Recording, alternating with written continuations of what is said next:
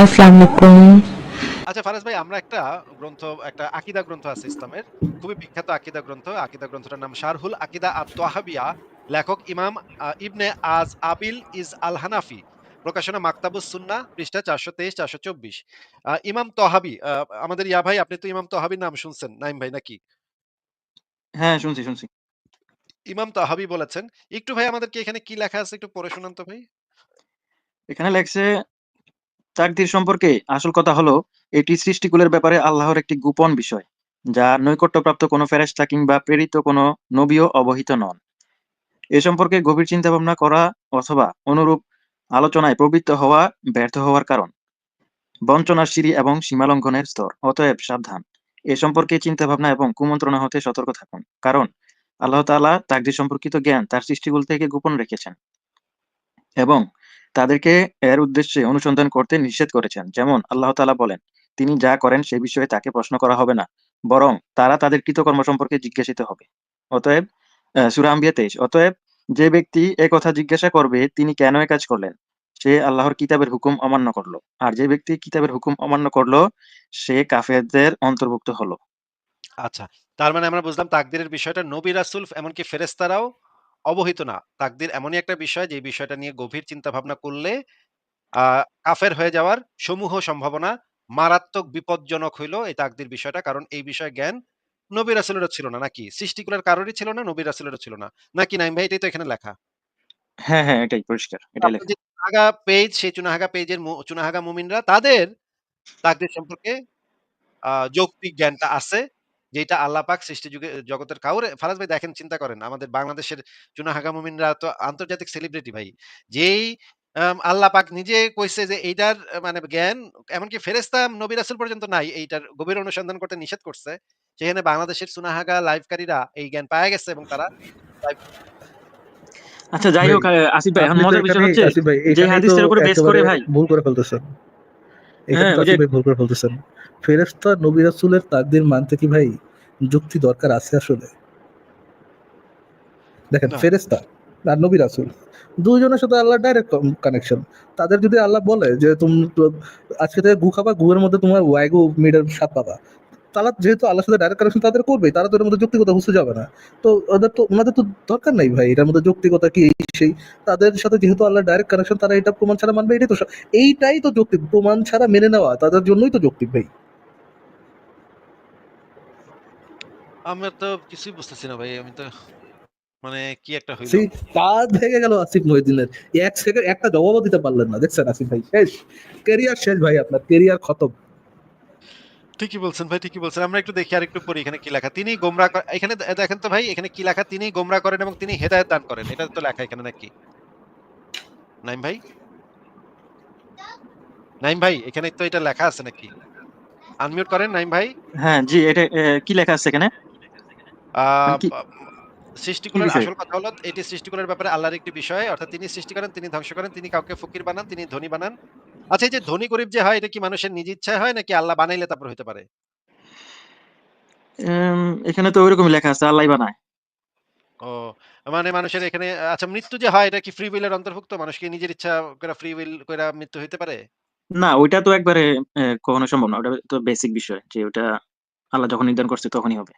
আচ্ছা। কিন্তু ইসলামে তো এই সবকিছু একসাথে। এখানে তো আল্লাহ তো আলাদা করে কয় নাই যে আমি শুধুমাত্র এই মৃত্যুটা বা জন্মটা এই ২ টা মানে নির্ধারণ করছি। বাদবাকিটি তোমরা নিজেরা কইরা লও। এটা তো আল্লাহ কোথাও বলে নাই ভাই। আচ্ছা দেখি এখানে আলী বলেন, তাকদীর হলো আল্লাহর গোপন রহস্য। আমরা এটা উন্মুক্ত করার চেষ্টা করব না। এই বিষয়ে এইটাই হচ্ছে গিয়ে মাসালা। প্রত্যেক জিনিসের স্রষ্টা আল্লাহ, অতঃপর এর একটি তাকদীর বা পরিমাণ নির্ধারণ করে দিয়েছেন। কাফের যে কুফরি, এইখানে কি লেখা আছে? কাফের যে কুফরি করে তা আল্লাহর ইচ্ছাতেই হয়। এই কথাটা কি এখানে লেখা ভাই? হ্যাঁ, এটাই লেখা। কিন্তু তিনি কুফরিকে পছন্দ করেন না। তিনি সৃষ্টিগত দিক থেকে কুফরি সৃষ্টি করার ইচ্ছা করেন কিন্তু দিন হিসেবে পছন্দ করেন না। এই কাফের যে কুফরিটা করল এটা তো আল্লাহর ইচ্ছাতেই হইল নাকি? আল্লাহর ইচ্ছাতেই তো হয় লেখা। আচ্ছা, তারপরে তো আমরা পড়ি এখানে দেখি আ যদি বলা হয় আল্লাহ তাআলা বান্দার কর্মের সৃষ্টি, তবে আ বান্দার কর্মের মধ্যে যেহেতু ভালো-মন্দ আছে তাহলে আল্লাহ তাআলার দিকে মন্দের সম্বন্ধ হয়ে যায়। এই সমস্যা থেকে পরিত্রাণ পাওয়ার জন্য তারা বলেছে বান্দার কর্ম বান্দার নিজের সৃষ্টি। এই যে এইটা হচ্ছে ভ্রান্ত আকীদা যে যারা বলবে বান্দার কর্ম, বান্দা কোনো কর্ম করলো সেই কর্মটা বান্দার নিজস্ব সৃষ্টি। এইটা যদি কেউ বলে তাহলে সে এটা কুফরির রাস্তা কুফরির দিকে চলে যাবে। এই যে দেখেন এখানে লেখা এখন যে সমস্যাটি হলো তাদের পূর্বটির চেয়ে আরো বেশি ভয়াবহ। এতে করে আল্লাহর ইচ্ছার উপর কাফেরের ইচ্ছা জয়লাভ করা আবশ্যক হয়। মানে আল্লাহর ইচ্ছার উপরে কাফেরের ইচ্ছা মনে করেন একজন কাফের যদি চায় সে আল্লাহ ইচ্ছা করছে যে কাফের কুফরি করুক। কিন্তু এই কাফের ইচ্ছা করছে কাফের মুসলমান হয়ে যাবে। এইটা যদি কাফের ইচ্ছা করে তাইলে তো আল্লাহর ইচ্ছার উপর কাফেরের ইচ্ছাটা জয়লাভ করা হয়ে গেল। অর্থাৎ আল্লাহ তাআলা ইচ্ছা করেছেন যে কাফের ঈমান আনয়ন করুক। এক্ষেত্রে কাফের যদি ঈমান না আনে তাহলে স্বাভাবিকভাবেই বোঝা যায় আল্লাহ তাআলার ইচ্ছার উপর কাফেরের ইচ্ছা জয়লাভ করেছে। নাউজুবিল্লাহ কেননা তাদের মধ্যেও আল্লাহ তাআলা আসিফ ভাই, এটা কি হাদিস নাকি কোনো আলেমের বক্তব্য? এটা একটা আকীদা গ্রন্থ। আকীদা গ্রন্থতে শুধুমাত্র যে নির্যাসটুকু এখান থেকে যে জিনিসটা হইছে ফয়সালা হইছে সেই ফয়সালাটা দেয়া থাকে। ফারাজ ভাই। তো এখানে আমরা যে জিনিসটা দেখলাম যে আ এইখানে আ কা এক্ষেত্রে আল্লাহ তাআলার ইচ্ছা বাস্তবায়ন না হয় কাফেরের ইচ্ছা বাস্তবায়ন হয়েছে। সেক্ষেত্রে এরূপ আ আ এরূপ বিশ্বাস থেকে একাধিক স্রষ্টা সাব্যস্ত হয়ে যায়। এই আকীদাই হচ্ছে সর্বাধিক নিকৃষ্ট। যদি আপনি ওইটা করেন যে মানুষ নিজে নিজের কর্মের স্রষ্টা তাহলে তো আরো ভয়ংকর আকীদা তৈরি হয়ে যায়। একাধিক স্রষ্টার ধারণা তখন তৈরি হয়ে যায়। এইগুলোর তো অসংখ্য রেফারেন্স আমাদের সংশয়.com এ দেয়া আছে ভাই। অসংখ্য রেফারেন্স দেয়া আছে। অসংখ্য ইয়াগুলা দেয়া আছে। এই যে দেখেন এখানে বলা হয়েছে আল্লাহ তাআলা যে কি বলেছে এখানে পড়েন এই রেফারেন্স গুলা পড়েন। এগুলো আমরা অসংখ্যবার দেখিয়েছি ভাই। এটা হচ্ছে মানে আকিদায়ে তহাবি থেকে বলছেন না? এটা ইসলামের আহলে সুন্নাত ওয়াল জামাতের আকীদা এটা। ইমাম উনি তাহবীর উনি বক্তব্য। তো একজন, উনার মত কি পুরা আহলে সুন্নাত ওয়াল জামাতের মত? এটা তো হ্যাঁ, কিভাবে সম্ভব? হ্যাঁ, এই মতটা আহলে সুন্নাত ওয়াল জামাতের মত। আচ্ছা। অনেক আলেমই আছে, অনেক আলেমের অনেক ধরনের বক্তব্য আছে। কিন্তু এই আহলে সুন্নাত ওয়াল জামাতের যে মানে আকীদা গ্রন্থগুলা সেখানে শুধুমাত্র বিভিন্ন আলেমদের ওই আহলে সুন্নাত ওয়াল জামাতের আকীদার সাথে যেটা ম্যাচ করবে শুধু সেই রেফারেন্স গুলা পাওয়া যাবে। আর যদি না পাওয়া যায় তাহলে দেখতে হবে তারা যদি ভিন্নটা পাওয়া যায় তাহলে তারা সমালোচনা করে লিখবে ওই আকীদার। কিন্তু আকিদায়ে তহাবি বলতে তো যে ইমাম তহাবি উনার নিজস্ব মতই বুঝায়। এটা তো আর আহলে সুন্নাত ওয়াল জামাতের আকিদা বুঝায় না। আপনাকে কি বলছি আপনি একটু ভালো করে বুঝেন। আপনি আ YouTube এ আবারও শুনেন কথাটা আমি কি বলছি। আপনি বোধহয় আমার কথা বুঝেন নাই।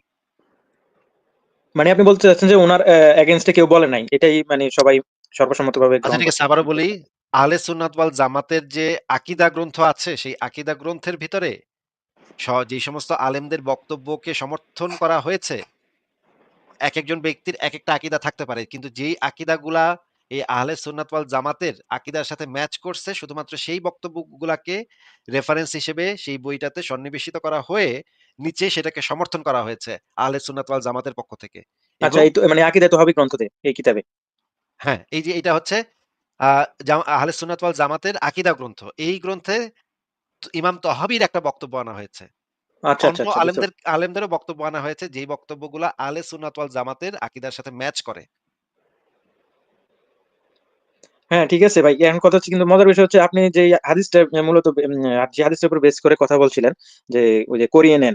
এখন লাস্টে ওই যে ওই কয়দিন আগে তাদের সাথে আলোচনার সময় মানে প্রায় দীর্ঘক্ষণ আলোচনার পরে লাস্টে দেখাইতেছে যে এই হাদিসটা নাকি আলবানী সাহেব এটাকে জাল বলছে। না, এই হাদিস আলবানী জাল বলছে কোথায় পাইছে সে? একটু দেখেন ভাই। মানে তারা ওই সময় দেখাইছিল আরকি, মানে একটা রেফারেন্স দেখাইছিল যে, না কিন্তু ওটার কোন লিঙ্ক অসম্ভব দেয় নাই। ওটা লিঙ্ক দেয় নাই। অসম্ভব জাস্ট হচ্ছে রেফারেন্সটা অসম্ভব। দেখাইছে, তার ভিডিওতে আছে। আলবানী সাহেব ওই পিঠ বুলানো অংশটা, পিঠ বুলানো শব্দটা সম্পর্কে আপত্তি তুলছে আলবানী সাহেব। আলবানী সাহেবের আমি দেখছি। আলবানী সাহেব শুধুমাত্র বলছে এখানে পিঠ বুলানো যে শব্দটা আছে সেটা নিয়ে সন্দেহ হইতে পারে। কিন্তু সেটাও জাল বলে নাই। সেটা বলছে সেটা যদি পিঠ বুলানো শব্দটা বাদ দেই তাহলে বাদবাকি হাদিসটা সহিহ। আর পিঠ বুলানো শব্দটার কারণে আ হইতে পারে পিঠ বুলানো শব্দটাকে হাসান গ্রেডিং দেয়া যাইতে পারে। এটা নিয়ে একটু তাদের ভিতরে দ্বন্দ্ব আছে পিঠ বুলানো শব্দটা নিয়ে। কিন্তু হাদিসটা তো সহিহ। হাদিসটা জাল কে বলছে? কোথায় পাইছে? আলবানী যে জাল বলছে একটু নিয়ে আসেন ভাই দেখি। আচ্ছা, যাই হোক, মানে শেষ পর্যন্ত ওইটা তো মনে করেন যে জাল যদিও বলে, বাকি হাদিসগুলা তো আর সবগুলা তো জাল না। বাকি হাদিসগুলা তো ওই হাদিসকে মানে সমর্থন করে, যেগুলো দেখাইছেন আরকি। আচ্ছা আমরা তাহলে ইয়া থেকেও দেখি। আ এই জিনিসটা আমরা মিশকাত শরীফ থেকে দেখি। মিশকাতের এই হাদিসটা পড়েন তো ভাই। আম ফোনে আছি তো ভাই, মানে খুবই ছোট দেখা যাচ্ছে। আচ্ছা এটা মিশকাত শরীফে আছে। মিশকাত শরীফে এটাকে সহিহ গ্রেডিং দেওয়া হয়েছে। ইমাম মালিকের মুয়াত্তা মালিকে এটা আছে। দেখেন মুয়াত্তা মালিকে ১৩৯৫ নম্বর। তিরমিজিতে আছে। সহিহ সুনান আবু দাউদ হাদিসের সনদের রাবীগণ নির্ভরযোগ্য ও তারা বুখারী মুসলিমের রাবী। তবে সনদে মুসলিম ইবনু ইয়াসার ও উমরের মাঝে বিচ্ছিন্নতা রয়েছে, তথাপি হাদিসের অনেক শাহিদ বর্ণনা থাকে হাদিসটি সহিহ। আর সহিহ সুনানে আবু দাউদে আলবানী হাদিসটিকে এই অংশটুকু ছাড়া সহিহ বলেছেন। এই যে পিঠ বুলানো অংশটুকু ছাড়া সহিহ বলেছেন। তাই এই কথাটা দেখা যাচ্ছে যে আলবানী সুনান আবু দাউদে আলবানী হাদিসটিকে পিঠ বুলানো অংশটুকু ছাড়া সহিহ বলেছেন। এই কথাটা দেখা যাচ্ছে? হ্যাঁ, তাইলে দেখা যাচ্ছে। মানে যে আপনাকে বলছে যে এটা আলবানী এটাকে জাল বলছে, সে আপনার সাথে একটা বাটপারি করছে ভাই। এই বাটপার এই মানে মানে অবশ্য তাদের সিস্টেম হচ্ছে কি, মানে তারা এটাকে মানে কোনো লিঙ্কও দিল না, জাস্ট লেখছে একটা মানে টেক্সট আকারে লেখছে যে এই হাদিসটাকে আলবানি জাল বলছে। জাস্ট একটা এটাই মানে তাদের রেফারেন্সের ধরন। তাহলে ভাই এদের তো এটা করতে হবে। তাহলে এটা না করে তাহলে তো এরা নিজেরাও তো জানে যে এইখানে আপনাকে যত তেনাবাজি করুক না কেন, এরা নিজেরাও ভালোভাবে জানে যে এই হাদিস যদি সহিহ হয়, তাহলে ইসলামের আর কিছু থাকে না ভাই। ইসলামের হ্যাঁ, সমস্ত কিছু বাতিল হয়ে যায়। এই এক হাদিসে শেষ ইসলাম। এক্কেরে সুইসাইড। এটা একটা হ্যাঁ, সুইসাইডাল মানে হাদিস। তাদের রেফারেন্সের ধরন হচ্ছে অমুক স্কলার এটাকে যদি বলছে অমুক স্কলার জাল বলছে, জাস্ট একটা লেখা টেক্সট আকারে মানে লিখে দিল, কিন্তু ওটার কোনো মানে কিতাবের লিঙ্ক দিবে বা হচ্ছে কোনো একটা সঠিক তথ্যসূত্র দিবে ওইরকম না। আচ্ছা ভাই আপনার কি মনে হইতেছে না এই হাদিসে পুরা ইসলামের একে শেষ? ইসলামের একেবারে মানে এক্কেরে কবর একেবারে মৃতদেহ পর্যন্ত পইচা যাবে এই এক হাদিসে। মনে হয় না এটা আপনার? এটা দিয়া একেবারে পৌঁছে যাবে কিনা জানি না, তবে এটা দিয়ে অনেকটা ইসলামের উপরে ইয়ে আসে আর কি, মানে সংশয়, অ্যাটলিস্ট সংশয় তৈরি হয়। আমি মনে করি এই এক হাদিসে ইসলাম একেবারে পইচা যাবে। এক্কে শেষ। এক্কেরে আর কোন কিছু থাকে না ইসলামের। এই এক হাদিসে, হ্যাঁ? না, না, এটা এরকম আরো ছাড়াও আরো কয়েকটা আরো অনেকগুলা হাদিস যেগুলো দেখাইছেন আপনি আরো অন্যান্য লাইভে, ওইগুলোর মধ্যে আরো মারাত্মক মানে ইয়ে আছে যেগুলো মানে একেবারে মানে ইসলাম পৌঁছে যাওয়ার মতো আছে, যথেষ্ট আর কি। আছে। যেমন এই যে মোহাম্মদ একটা বাগান বাড়িতে একটা মেয়ের গায়ে হাত দিছিল। ওইটা ভাই আরো মারাত্মক। ওইটা আরো ভয়াবহ, তাই না? ওইটা জি, মানে জি। বিরাট কেলেঙ্কারির অবস্থা। এই যে মেয়ের গায়ে হাত দেয়া। এ তো ভাই এক্কেরে শেষ। এরকম অনেকগুলো হাদিস আছে যেগুলাতে একেবারে ইসলাম একেবারে শেষ হয়ে যায়। আমি আপনাকে যেটা বলতেছি যে যখন মুমিনরা এগুলা টের পায়, এখন একজন ইমানদার মুমিনের কি করার কথা বলেন তো? মানে আপনি যদি মুমিন হইতেন আপনি কি করতেন? আপনিও তো একটা গোঁজামিল দিতেন বা হাদিসের জাল কইতেন বা একটা গোঁজামিল দিতেন, তাই না? হ্যাঁ, সেটাই আরকি। এখন আমার তো মনে করেন যে আমার তো জ্ঞানের পরিধি খুবই কম। সেই হিসেবে তারপরেও চেষ্টা করতাম যে আরকি হ্যাঁ, কোনভাবে ইসলামটাকে বাঁচানোর জন্য আরকি। তাইলে তো ভাই তারা তো মানে সেই কাজটাই করতেছে। তাদের তো বোঝাই যায় যে তারা সেই কাজটা করতেছে। কিন্তু এটা কইরা তো আসলে খুব একটা সুবিধা করতে পারবে না। কারণ হাদিসের ভিতরে খুব সরাসরি খুবই ক্লিয়ার বাক্যে বলে দেওয়া আছে। দুনফুন কত গোঁজামিল যত দেউক, ওই শেষে ওই কথাটাই থাকবো যে ভাই তাইলে করিয়ে নেন। এটা কেমন কথা ভাই? এটা হইলো কেমনে? তাইলে মিলল কেমনে?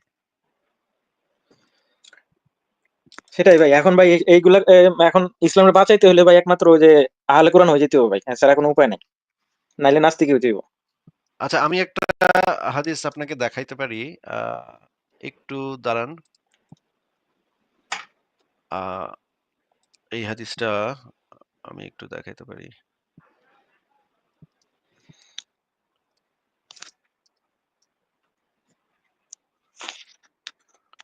আচ্ছা। আমি আপনাকে একটা হাসান হাদিস দেখাচ্ছি। হাসান হাদিসে তো ইসলামের দলিল। এটা তো আপনি জানেন যে হাসান হাদিস ইসলামের দলিল। হাসান হচ্ছে সহিহ হাদিসের একটা গ্রেডিং।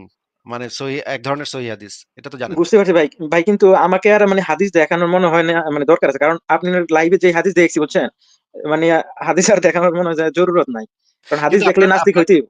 আপনার নাস্তিক হইতেই হইব। আপনার ওই আলোচনার মাধ্যমে অন্যরাও দেখবে আরকি। অন্যরাও দেখুক একটু মানে একটু নতুন জিনিস শিখুক, নতুন জিনিস জানুক। হ্যাঁ, আমরা হ্যাঁ। এই হাদিসটা একটু দেখি। এটা হচ্ছে আ আ এটা হচ্ছে কোন গ্রন্থের? দাঁড়ান একটু দেখে নেই। এটা হচ্ছে মিশকাত শরীফের হাসান গ্রেডের হাদিস। হাদিসের নাম্বার হচ্ছে ১১৬। আ এখানে মানে বলা হয়েছে যে আ এখানে দেখেন নিচে বলা হয়েছে, তাদের প্রতি যারা তাকদীরের প্রতি অস্বীকারী হবে। এই যে দেখেন তিনি বলেছেন, আমার উম্মতের অথবা উম্মতের মধ্যে জমিনে ধ্বংস হয়ে যাওয়া, চেহারা বিকৃত রূপ ধারণ করা ইত্যাদি হবে তাদের প্রতি যারা তাকদীরের প্রতি অস্বীকারী হয়েছে। মানে তাকদীরের প্রতি তো অস্বীকারী হওয়া যাবে না, তাই না ভাই? হ্যাঁ, অস্বীকারী তো হওয়া যাবে না। এটা তো আ ঈমানের বিষয়। তাকদীর বিশ্বাস। এটাই মানের বিষয়। এবার আমরা হাদিসটার ইংরেজি ভার্সনটা দেখি। ইংরেজি ভার্সনটা আমরা একটু পড়ব। আ সরি। একটু এই অংশটুকু একটু পড়েন তো ভাই। Among these people, the believers in free will be swallowed up and metamorphosed or pelted. আচ্ছা, এটার মানেটা কি? Among these people, the believers in free will be shallowed up and metamorphosed and pelted. এই কথাটার মানে কি যদি একটু আমাদেরকে বুঝায় দিতেন? আমি তো ভাই ইংরেজিতে মানে খুব একটা বেশি ভালো না আরকি। মোটামুটি পড়তে পারি। বাট আপনি যদি বুঝাই দেন তাহলে ভালো হয়। এটা তো আপনি কি মানে বুঝতেছেন তো এটার মানেটা কি? এটা তো বুঝতেছেন নাকি? আমি সঠিকটা হয়তোবা বুঝতে পারি নাই। আপনি একটু বুঝাই দেন তাইলে ভালো হয়। এখানে বলা হচ্ছে যে যারা হচ্ছে ফ্রি উইলে বিশ্বাসী, the believers in free will, যেই সমস্ত পিপল ফ্রি উইলে বিশ্বাসী মানে স্বাধীন ইচ্ছায় যারা বিশ্বাসী, তাদেরকে এই জিনিসটা করা হবে, এই জিনিসটা, হ্যাঁ?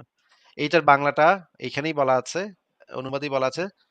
আ এই উম্মতের মধ্যে জমিনে ধসে যাওয়া চেহারা বিকৃত রূপ ধারণ করা শিলা পাথর বর্ষণের মতো আল্লাহর কঠিন আযাব পতিত হবে। এটা হচ্ছে এই কথাটার মানে। আর তাদেরকে কাদেরকে এই কথাটা বলা হয়েছে? যারা হচ্ছে among these people the believers in free will। ভাই ফ্রি উইলে বিশ্বাসীদের সাথে ইসলাম অনুসারে কি করা হবে বলা হয়েছে তাহলে? হ্যালো? হ্যাঁ, ফ্রি উইলে বিশ্বাসীদের সাথে ইসলাম অনুসারে কি করা হবে তাদের সাথে? যারা ফ্রি উইলে বিশ্বাস করে তাদের সাথে কি করা হবে? আচ্ছা মানে তাদেরকে তো মানে কঠিন আযাবে ই করা হবে আরকি, মানে শাস্তি দেওয়া হবে। তাইলে ভাই এরপরও যদি কেউ বলে যে ভাই মানুষের ফ্রি উইল আছে, মানুষের ফ্রি উইল আছে না, মানুষের ফ্রি উইল আছে তো, এই যে আছে না, আল্লাহ তো কইছে ফ্রি উইল আছে। ভাই ফ্রি উইলে যারা বিশ্বাসী তাদের সাথে এই কাম করা হবে, এটা হাদিসে বলা আছে। ফ্রি উইলে বিশ্বাস করা যাবে না। ফ্রি উইলে বিশ্বাস করাটা ইসলামের আকীদার সাথে, এবং তাদেরকে এই ঘটনা তাদের সাথে ঘটানো হবে। ভাই কি বলেন ভাই? মানে এরা তো কিছু ঠিক আছে। আমার যা দেখানোর দেখাই দিছি নাঈম ভাই। এরপরে যদি কেউ মনে করেন গোয়ারের মতো আমার অ আমার এখানে ইয়া করে। একটু মানে নেটওয়ার্কটা ডিস্টার্ব করতেছে। আপনার কথাটা মানে ক্লিয়ার আসতেছে না। আমি একটু মানে ঠিক আছে দুঃখিত। তাহলে নাঈম ভাই, আপনাকে তাহলে বিদায় জানাচ্ছি। ভালো থাকেন। না, আপনার না। জন্য শুভকামনা। আপনি বোধহয় শুনতে পাচ্ছেন না। আমি যেটা বলছি সেটা হচ্ছে যে এরপরেও যদি কেউ গারতারের মতো বলে যে না এটা তারপর যদি গোঁজামিল দেয় তাহলে তো ভাই যেকোনো কিছু নিয়ে গোঁজামিল যে কেউ দিতে পারে। তো এটা তো কিছু করার নাই। কিন্তু আ আমরা তো এই জিনিসগুলা থেকে খুবই পরিষ্কারভাবে দেখলাম, এই রেফারেন্স গুলা খুবই পরিষ্কারভাবে দেখলাম। আচ্ছা, পরের জনকে যুক্ত করি।